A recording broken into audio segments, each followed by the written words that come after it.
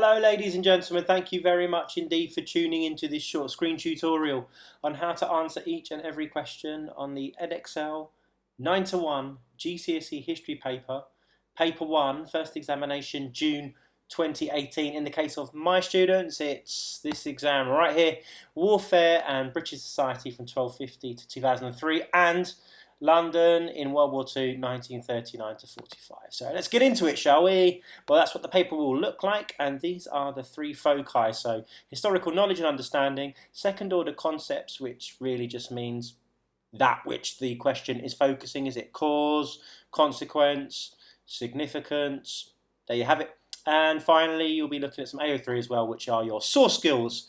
It is worth spending a good bit of time trying to get this right because it's worth 30% of your final GCSE history grade.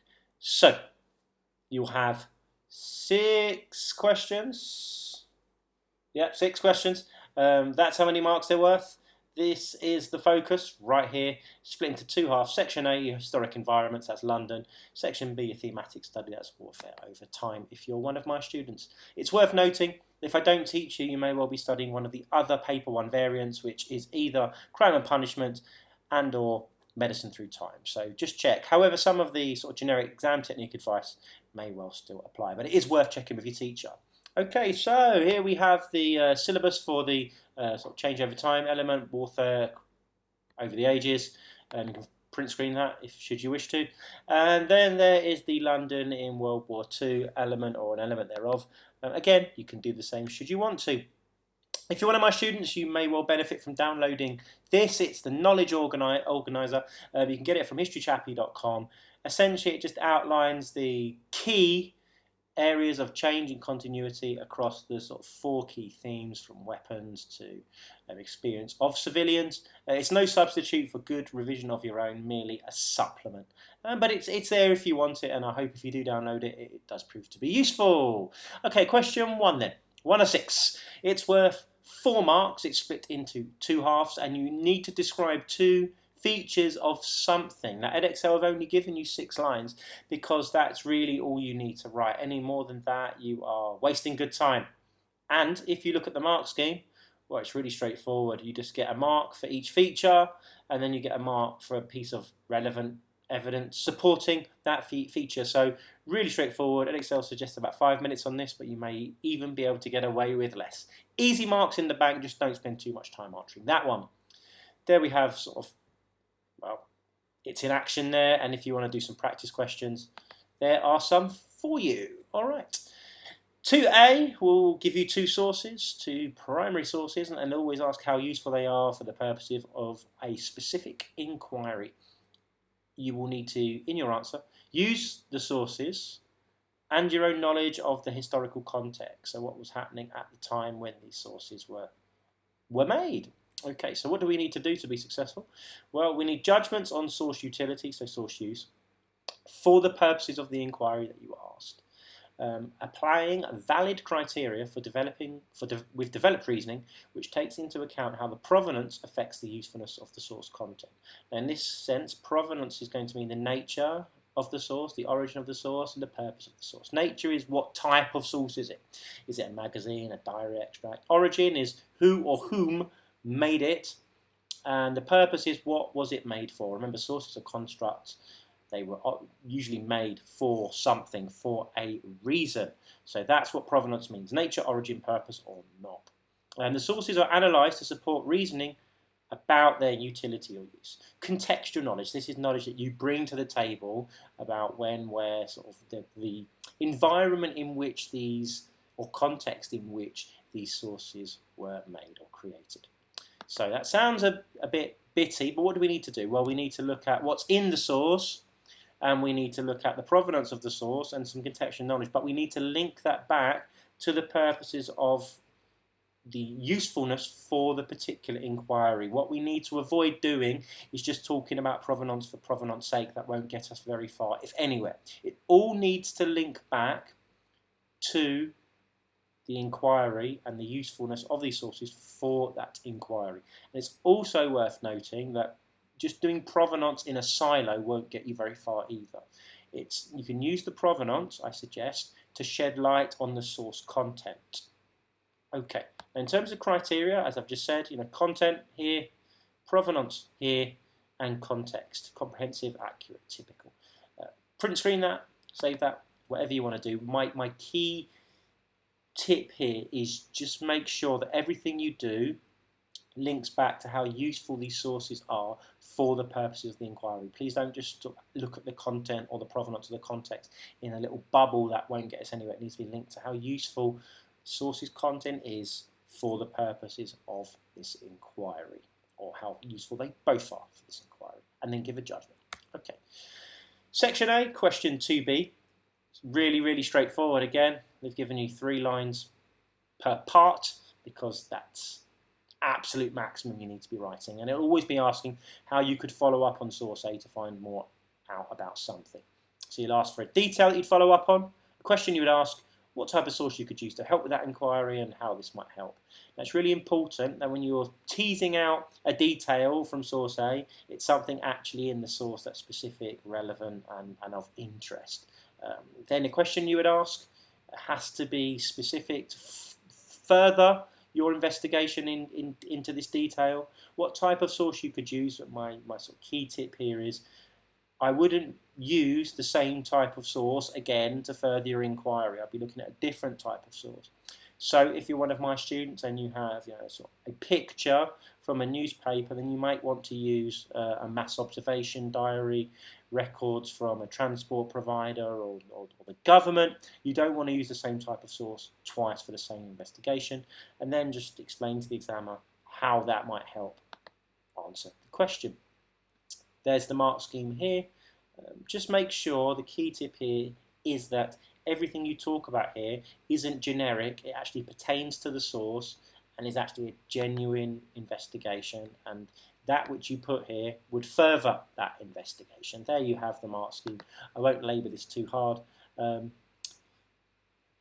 we go. 5 minutes for your answer. Very straightforward. Quite similar to question 1. You don't want to be spending too much time on it. Okay. Section B. This is where we're going to move out of the environment study and we're going to move in to our period study, in this case warfare through time, warfare in British society, 1250 to 2003. The first question, which you must answer, you do have a choice later on with 5 or 6, but not this one, you must answer it. Explain one way in which something was different.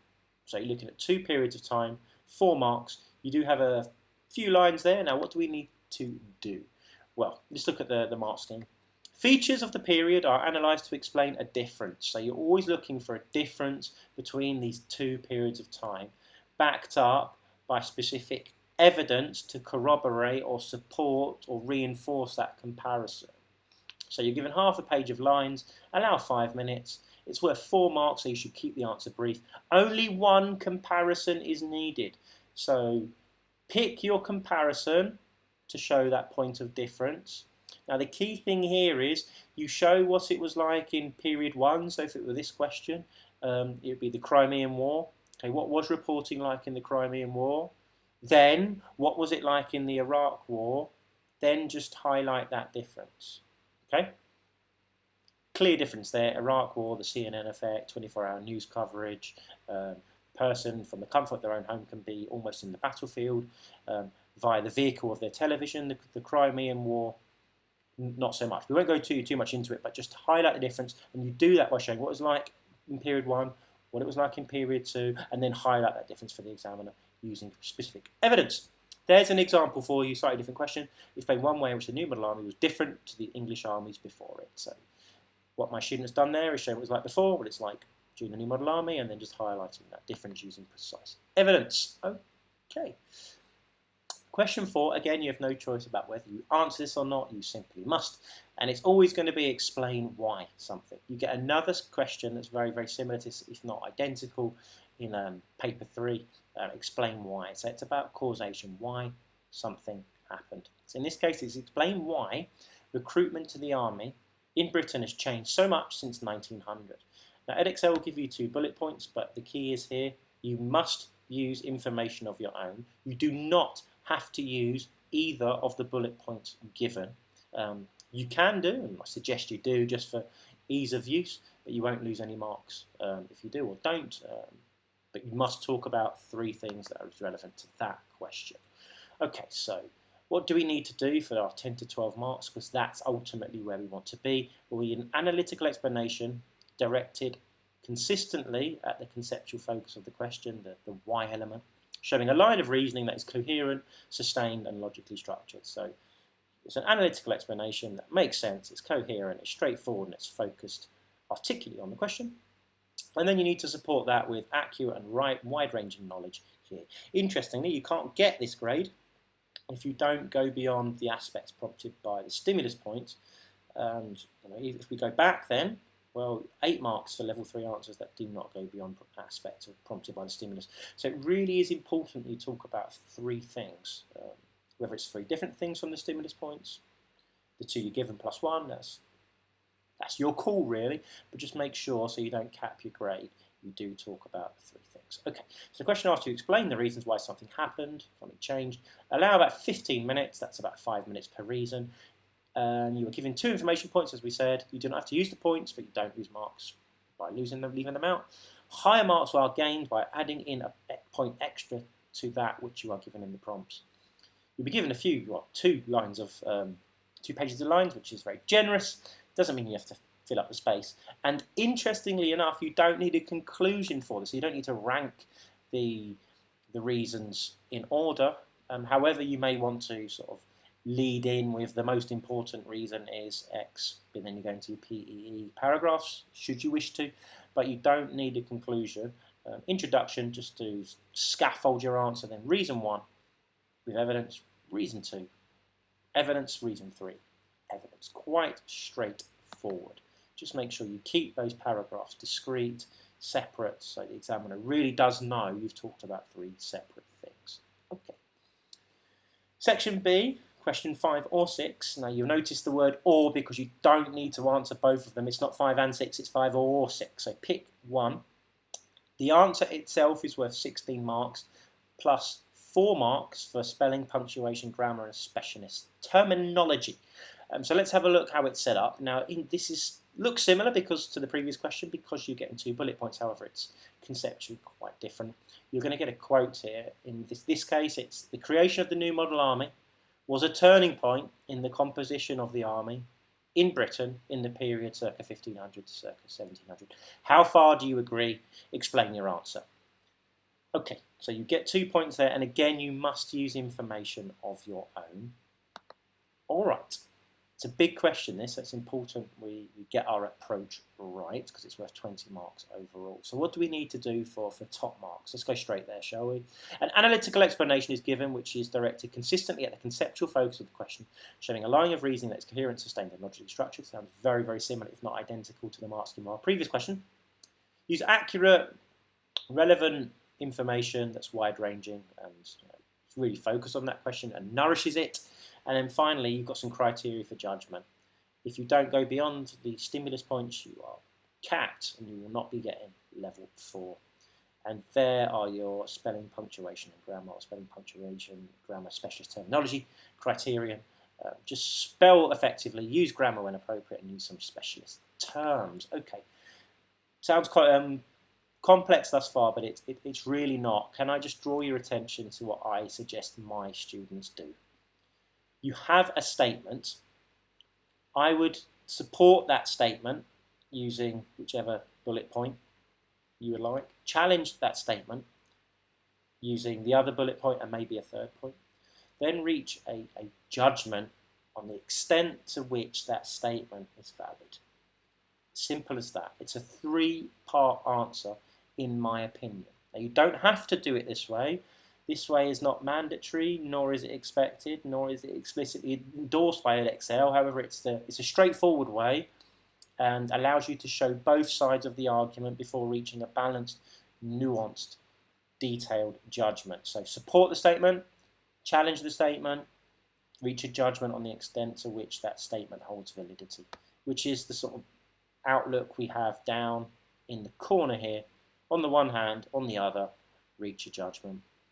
Now, in terms of criteria, again, quite simple. You just need to be really, really clear and explicit and transparent about why one cause or one reason is more important than another. Did it have a long-term impact? You tell me, but just make sure you have support, challenge, a judgment. That is how I would do it. Some people do it in a different way. For instance, they might talk about this point in a silo, then this point, then a third point, then reach a judgment at the end. However, I would do it this way if I were sitting the examination. Interestingly, up here, what we have here is 3 points you can think of, 3 points you can fall back on that may influence change over time. So science, technology and communications, they may influence changes in technology, weaponry, tactics, such as the Bessemer process, Industrial Revolution. Governments and individuals, people like Cardwell with military reforms, or Oliver Cromwell with the self-denying ordinance, and attitudes in society. As we've moved on past World War II, attitudes in society towards large-scale civilian casualties or even military casualties have hardened. So there are 3 things that may be driving change. So if your mind goes blank in the examination, just fall back on these, and that may give you a spur. It may also be relevant and pertinent for you just whilst you're undertaking your work on this module and your revision. Just keep these 3 factors in mind. But ultimately, I would support the statement, challenge the statement, and then give a judgment. It is worth a lot of marks, 20 marks, so you want to be spending about 30 minutes on this, I would suggest. You need detail. You're going to need relevant contextual knowledge. You're going to need to really give a balanced judgment that is based on valid criteria. Okay. Again, just a little reminder about the free PDF knowledge organizer that you can download from historychappy.com free of charge that may help scaffold your revision. I wish you all the very, very best of luck with your examinations, whenever they may be. First cohort, June 2018. So all the best of luck. If you have any questions, you can tweet me at historychappy.com. Feel free to get in touch, and I wish you all the very, very best. Thank you for taking the time to view, and goodbye.